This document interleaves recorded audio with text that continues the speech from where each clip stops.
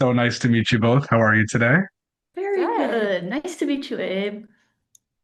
So while I did love Elio, as somebody who's been following the Oscar shorts for years, I'm more excited to be speaking with the filmmakers behind Bow and Burrow and to see what you're doing next, which obviously is great.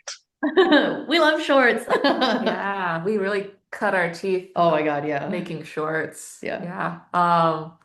We're both back in development, yes, on new ideas, but unfortunately they're too early on to talk about, but we really, really want to. Yeah. So maybe in a couple years. Tell me about your collaborations together. How did you first start working together and how did that get you to this point on Elio? Oh man, we've known each other for like 10 ye over 10 years, Yeah, right? I think so. Yeah.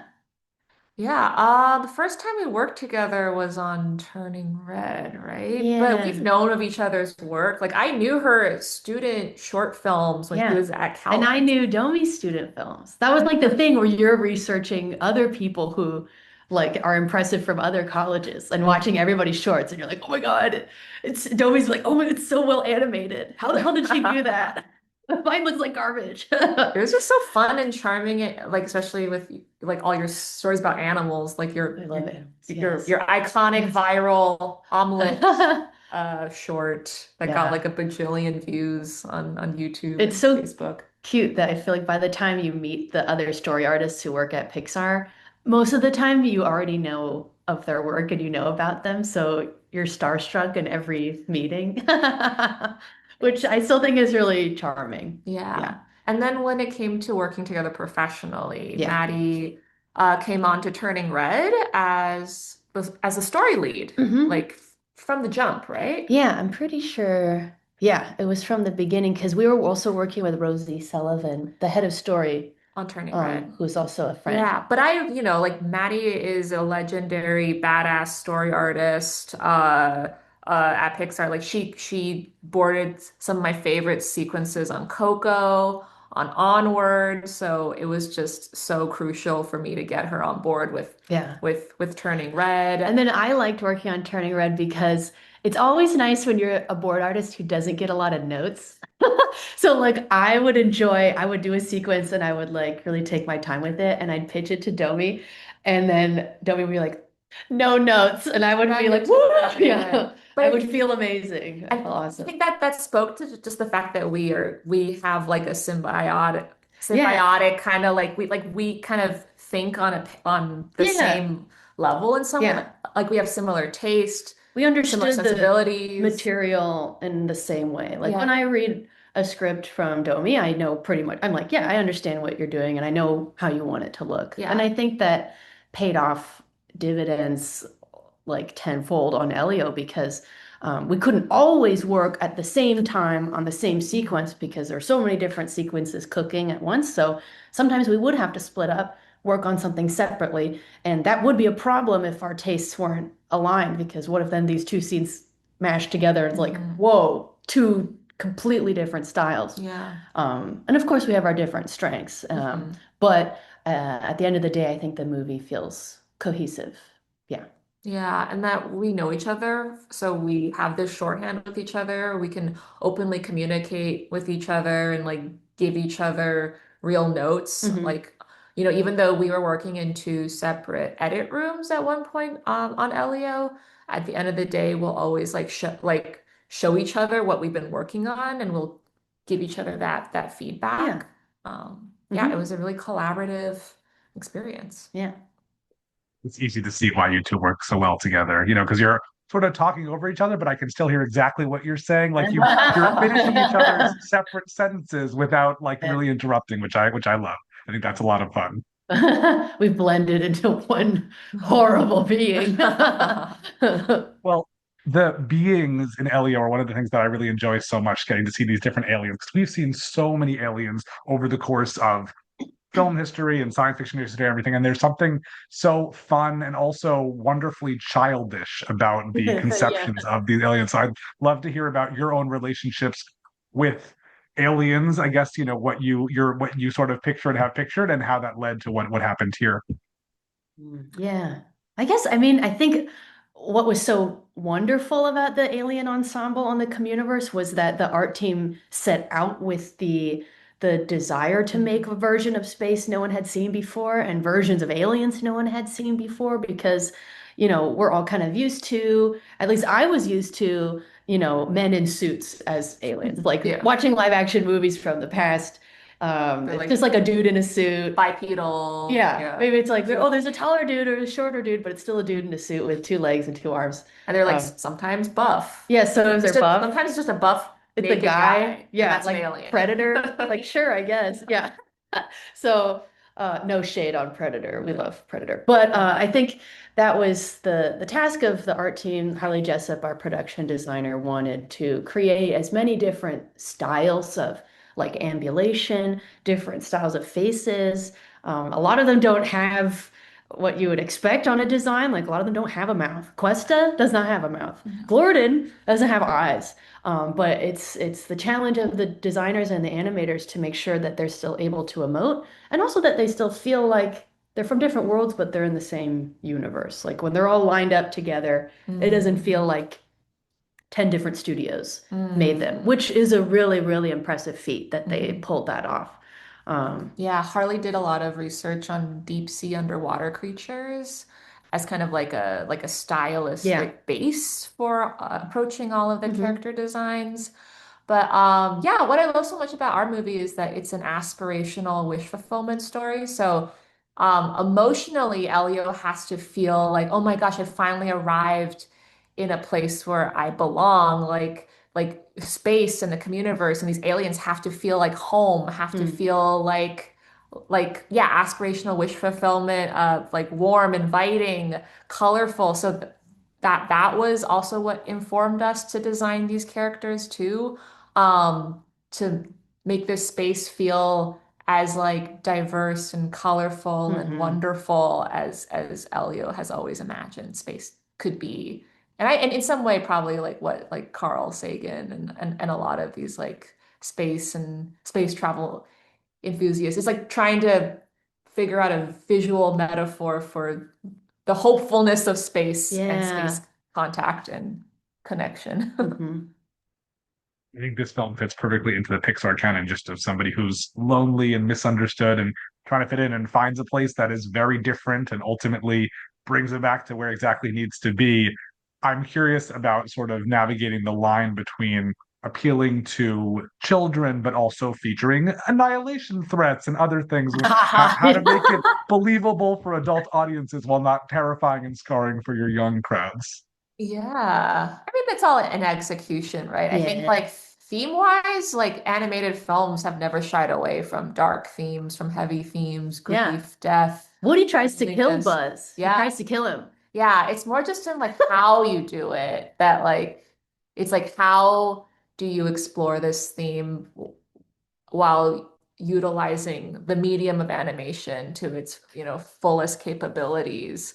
Um, and if Hmm. this is a story about, yeah, like loneliness and finding connection, it's like how do you use animation and character relationships Yeah. to tell that and to make us feel those emotions. And kids have so much capacity for darkness and deep themes. Like I think usually notes about concerns for like scary factors come from parents and not from kids Mm, themselves. So yeah. yeah, I don't really think we had to tone down, yeah, intensity. We So actually liked adding the scary scenes because and I mhm. think kids ended up really liking those. Yeah, and it's like Yeah. it's just a balance. It's like it's scary, but it should also be like fun, Yeah, funny scary, like like a they're in fun on it. scary, like They're in on the scare a they're little in bit. on a thrill, like the feeling of going to like a theme park and riding on a roller coaster, Yeah. or going to the Tower of Terror. Um, Scary should also be like followed by fun in Hmm. some way. Totally. And that's just personally our taste too. Like Yeah. I like scary, funny, like just Yeah. like as like that's just my taste. So I think that it was helpful when we were navigating the like more Oh, yeah. edgier scenes Those in scenes the were movie. such a treat to work on. Mhm. Like all the scenes with the clone. Yeah, the clone. Yeah. I was trying to remember if I had any children at my screening, but I think I saw it on a weekday afternoon, and I rushed across LA to go see F1 right afterwards. So, which is an Oh, interesting, F1. tone Yeah. switch. Great double feature. Not, I don't think Yeah. anyone else did it, We but I love think F1. worked well. How even just in, since Turning Red has technology with animation evolved that allowed you to do certain things on this film. Ooh, I mean, it evolves with every film we make. For Elio in particular, we were testing out Luna a Yeah. lot, which is this software that lets us see like early um, lighting and shading. It just helps, like, it just really helps us see everything in context. It's kind of like Yeah. a previs tool. Which was like for us in particular extremely helpful because the communiverse and all of the alien set pieces were really complicated and Mm. bizarre and like when you look at them without some previs lighting, they look really disorienting. And there's a chance that if we didn't have Luna, we would have scrapped this design and gone with something more I don't know, grounded. Like we wouldn't have been able to do this amazing sort of clockwork rotation design because Mm. we would initially think it's too disorienting Mm. to even see. But once we added temp lights, we were able like, oh, you can guide your eye. Like this is possible. So we Mm. can go for the crazy, amazing, Mm. never seen before design. So I'm very grateful that Luna was built. Yeah, and then our character Ooh in the movie, like she looks deceptively simple, but her rig is kind of Yeah. like a technological like I don't know Breakthrough breakthrough. because It's so malleable. It's like how do you even describe it? It's it's like she's not basically just math, like it's a bunch not of like normally with the rigs it's like puppeteering so you can only move something as far as it's been designed to move and if you move it farther it breaks and then the animator has to go to the rigger or the character modeler and be like please help me I want to make this pose work with ooh I mean, I don't fully understand it because I'm not smart enough to understand it, but in theory, she's just code. So you can't break her rig. She can extend as far as the animator wants without him needing or her needing to go to the character modeler to be like, help me. yeah. So she's like Which, infinitely malleable. and we ended up using Ooh as things other than ooh because it's such a useful like tool essentially. So when ooh, for example, is um, working with the cloning clay for the first time, and she's kind of like moving around like a noodle and like pizza, that's another ooh blob, like another piece of ooh that she's moving around because that was what was able to be the most flexible and the easiest for the animators to work with. So I have a feeling we'll probably be using ooblobs into the far future on a lot of other phones, just because it's so just such a handy piece of tech. Mhm. Any other favorite characters with cool design stories? Oh, Uh, gosh. I I mean, mean, they're all so good. Gordon is Yeah. just he's like my favorite character in the movie and he's such a delight to just to work with animators to bring to life because Hmm. he has no eyes but he's in so many scenes in the movie that are very emotional And there's like close-ups on his face. that require him to emote and to empathize and connect with Elio. So that was just a really fun Hmm. challenge to work with animators to figure out like what can we move on his face to indicate fear or like Yeah. loneliness or like like yeah like excitement. So like using his ears or his whiskers. Hmm. He has to cry in this scene. Where does the water come from? Maybe his mouth? How does that Yeah. work? So we'll have reviews with our effects team and they'll be like showing us Yeah. What's the variant. viscosity of the Yeah, water? is it a thick liquid? Is it super watery? Is it spraying out or is it dribbling? Like Yeah. all those conversations That was fun. we like had to have in order Hmm. to make this Yeah. character feel as real as possible, even though he has no eyes. Hmm. Well, I am certainly excited to see what you do next, which I know you can't share yet. But what have you seen recently, other animated projects that Oh, really like? yes. Mm. I got to watch Arco and Little Amelie Yeah. at a film festival recently, and I was just so excited by both of them. They're both so fresh and fun. Yeah, I think anyone who I've talked to here at Pixar who's seen them also loves them. So it's just it feels like a really exciting. I know that, animation industry can feel stressful, but then at the same time, it feels very exciting right now. Like there's a lot of really cool projects coming out all at once this year. So yeah, feels hopeful to me. Yeah, and I love that Little Amelie and Arco are both 2D animated Yeah. films as Oh, well. they're so beautiful. Yeah, Yeah. it's incredible. I mean, there's so many great films this year. Of course, K-pop, Yes, that too. Oh my God. those Love that songs movie. just like play in my head on repeat over and over Yeah. again. I think what Maggie and Chris did was like absolutely Yeah. incredible. And for us, it's nice to see a super female focused movie just do Mhm. gangbusters. Like that helps everybody if that happens. So Yeah. we're very happy for them. Yeah, I was on a panel at SCAD this year. It was my second time on this animation panel, and I was so happy to see Maggie and Miley's, the director of Little Amelie there. And I was like, oh my God, I'm not the only female director on this panel. It was like Yeah, almost 50-50, it's a and that good was and year. that was exciting.